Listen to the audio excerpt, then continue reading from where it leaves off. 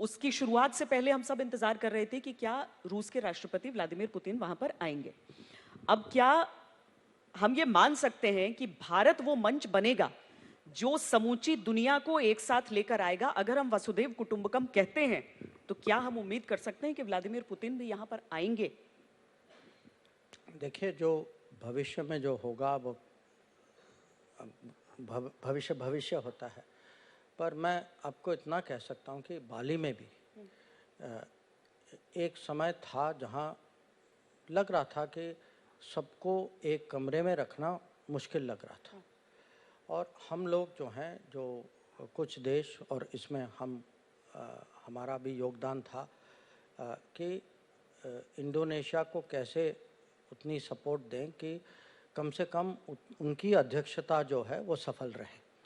और उस समय सफलता की एक परिभाषा थी कि कम G20 के 20 के 20 आए वहाँ और 20 के 20 कमरे में रहें, और इसमें हम लोग ये कर पाए। किस स्तर पे कर पाए वो अलग बात है। तो आगे देखते हैं, क्योंकि जैसे मैंने कहा कि अगर आप दुनिया की स्थिति देखें तो चुनौतियां हैं, तनाव है, विवाद है। तो अब मुझे तो लगता है इसके कारण भारत जैसे देश को जो जिम्मेदारी जो हमारे यहाँ जो आई है, इसकी महत्व जो है ज़्यादा है। अब क्या होगा वो अभी कहना जो है बहुत कोशिश होगी आपकी। नहीं, देखिए, हमारी एक किस्म से दुनिया में अभी एक एक्सेप्टेंस है। बाली में भी जो अगर लोगों ने प्रशंसा की, प्रधानमंत्री की प्रशंसा की, वो की कि उन्होंने किसी तरीके से सबको माने साथ लिया, उनका सबका विश्वास था उन पे।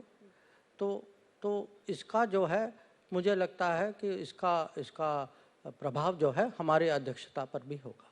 पर रूस को लेकर जो हमारी अभी तक पॉलिसी रही है, उसमें आपको अंतर्राष्ट्रीय दबाव, हम एक शब्द के तौर पर कहते हैं, झेलना आपको पड़ता है।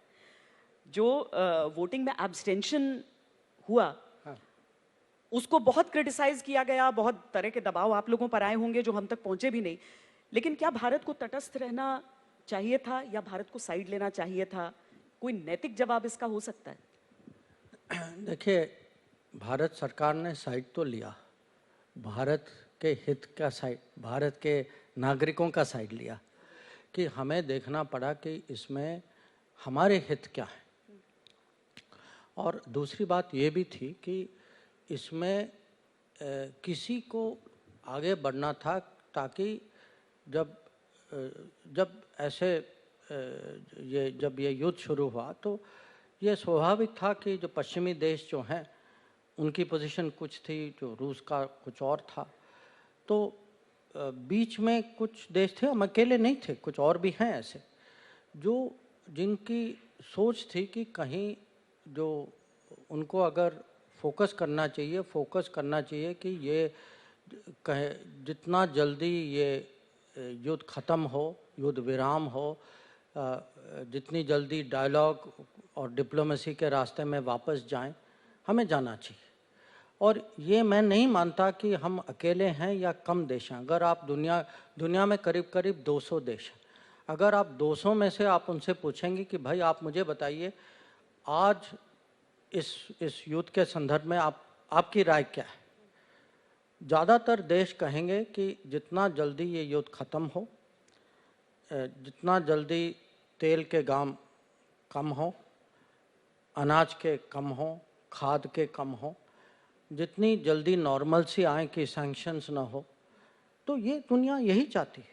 और मुझे लगता है कि आज जो है भारत और प्रधानमंत्री मोदी एक किस्म से दुनिया की आवाज़ बन चुके हैं, और ख़ासकर जो है ये विकासशील देश जो है, क्योंकि इसकी जो एक किस्म से मैं कहूँगा जो दर्द जो है, इनको ज़्यादातर विकासशील देशों को झेलना पड़ता है।